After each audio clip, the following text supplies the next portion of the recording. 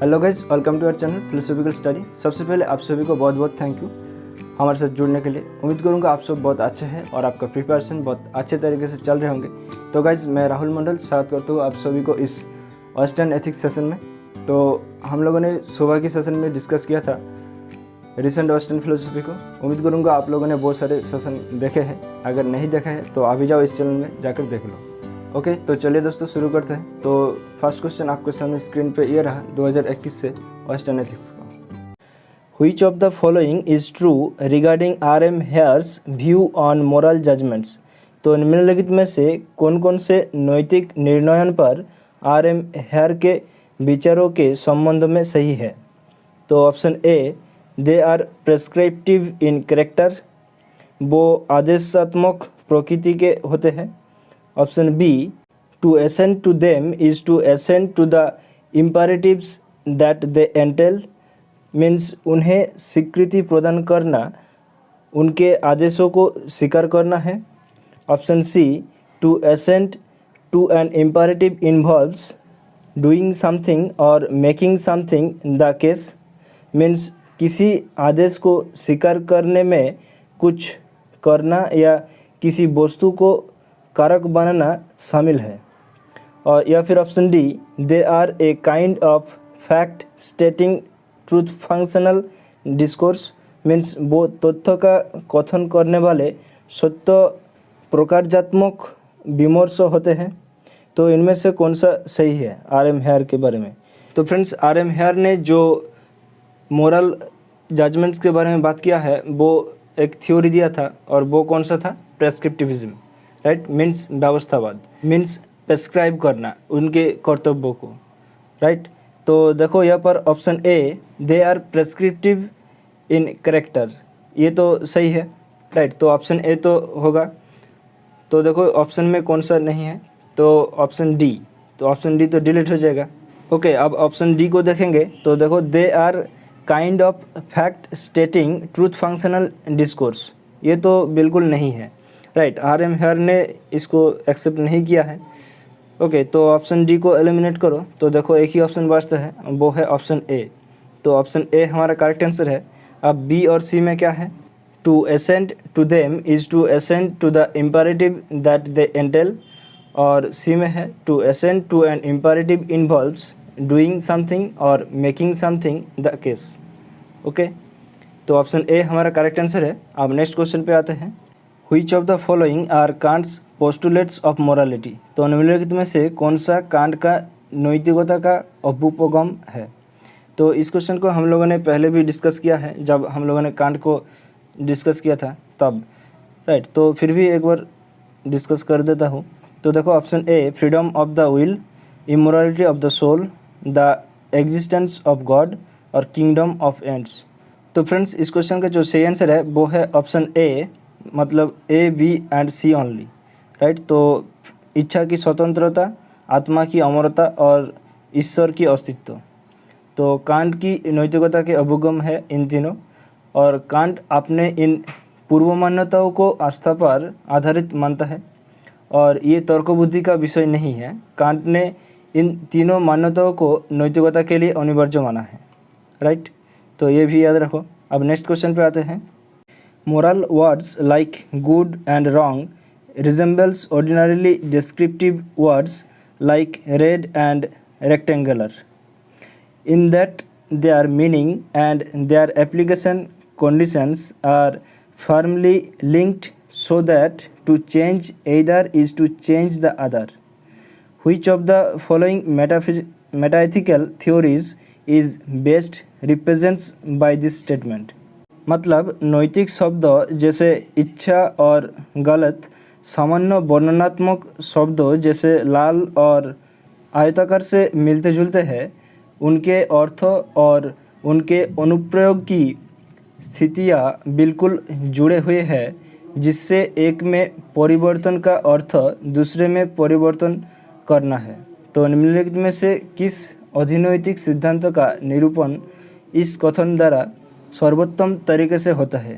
तो option A, cognitivism means संज्ञानवादिता, option B, descriptivism means वर्णनवादिता, ऑप्शन सी, इमोटिविज्म मीन्स संवेगवादिता, या फिर ऑप्शन डी प्रेस्क्रिप्टिविज्म मीन्स आदर्शवादिता।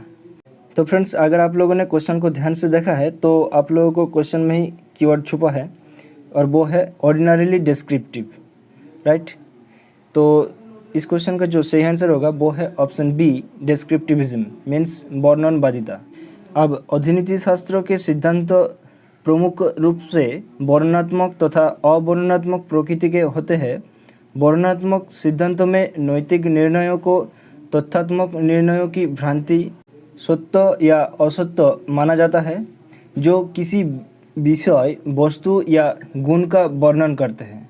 प्रमुख वर्णनात्मक सिद्धांत प्रकृतिवाद, व्यक्तिनिष्ठवाद तथा वस्तुनिष्ठवाद है, राइट। और अवर्णनात्मक सिद्धांत तथ्यात्मक निर्णयों से अलग निर्णयकर्ता की भावनाओं को अभिव्यक्त करता है।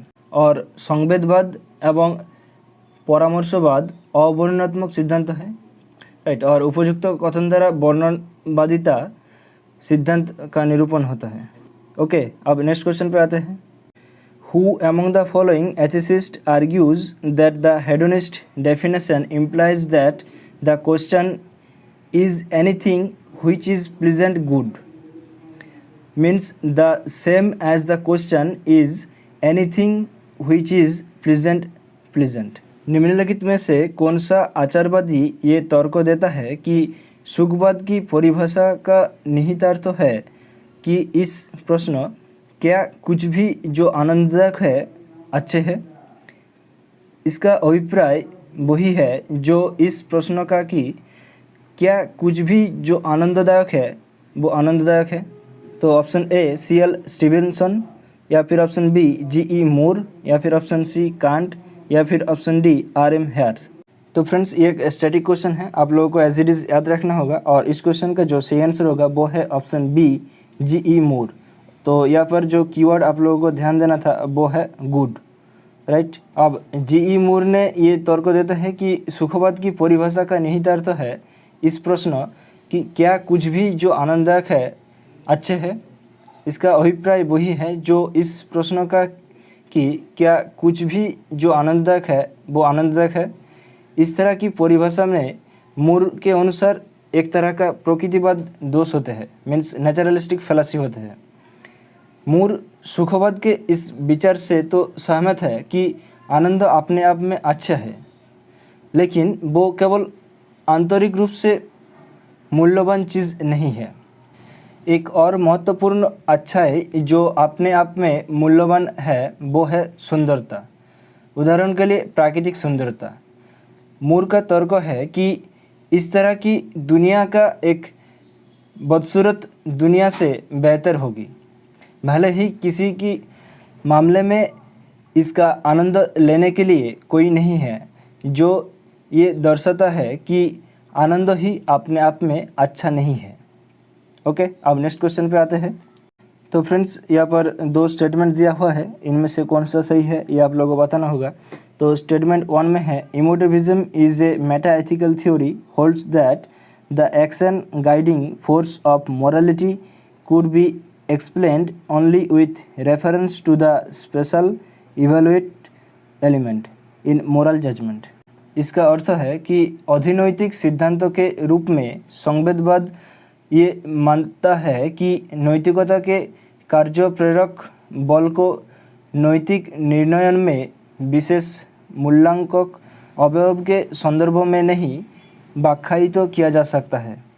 तो स्टेटमेंट 1 तो बिल्कुल सही है, राइट। अब statement 2, prescriptivism as a meta ethical theory held that the action guiding force of morality could be explained only with reference to the special evaluative element in moral judgment। इसका अर्थ है कि अधिनैतिक सिद्धांतों के रूप में निर्देशवाद ने ये माना है कि नैतिकता के कार्य प्रेरक बल को नैतिक निर्णय में विशेष मूल्यांकक अवयव के संदर्भ में ही व्याख्यायित किया जा सकता है।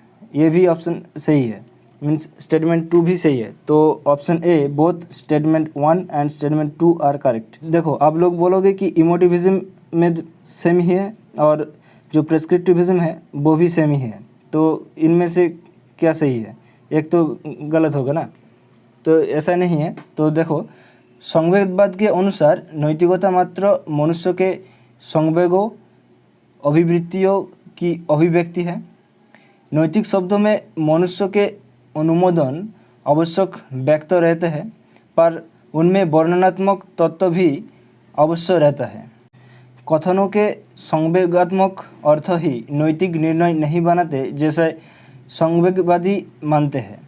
संवेगवाद ये मानते हैं कि नैतिक प्रेरक बल नैतिक निर्णय में मूल्यांकन अवयव के रूप में प्रयुक्त हो सकते हैं, और निर्देशवाद भी इसी तरह का विचार रखता है। तो अतः उपरोक्त विश्लेषण में स्पष्ट है कि कथन 1 और कथन 2 दोनों सत्य है। ओके, तो आज इस सेशन का लास्ट क्वेश्चन है, which of the following theory of morality advocates the view that basic moral propositions are self evident and that moral properties are non natural properties. तो निम्नलिखित में से नैतिकता का कौन सा सिद्धांत इस विचार का समर्थन करता है कि मूल नैतिक आधार वाक्य स्वतःसिद्ध है और नैतिक गुण गैर स्वाभाविक गुण है। तो option A emotivism, option B intuitionism, option C prescriptivism या फिर ऑप्शन डी सुपर नेचुरलिज्म। तो फ्रेंड्स, इस क्वेश्चन का जो सही आंसर है वो है option B intuitionism. Intuitionism means अंतःप्रज्ञावाद के अनुसार मनुष्य की अंतःप्रज्ञा में ही शुभत्व का प्रत्यय निहित है, अर्थात मनुष्य मूलतः नैतिक प्राणी है। मनुष्य सदैव शुभ कार्य करना चाहते हैं, वो अशुभ का चयन या तो अज्ञानता में करता है या विकल्पहीनता की स्थिति में। ओके, तो अंतःप्रज्ञावाद का सिद्धांत इस विचार का समर्थन करता है कि मूल नैतिक आधार वाक्य स्वतःसिद्ध है और नैतिक गुण गैर स्वाभाविक गुण है। ओके, तो दैट्स ऑल। उम्मीद करूँगा ये सेशन आप लोगों को बहुत अच्छा लगा होगा। आप फटाफट से कमेंट करके अपना फीडबैक दीजिए। मिलते हैं अगले सेशन में, तब तक के लिए हंसते रहे, मुस्कुराते रहे और चित्त को शांत रखकर अपने प्रिपरेशन को आगे लेकर चलें। Thank you, bye bye, take care, ध्यान रखिएगा दोस्तों। जय हिंद।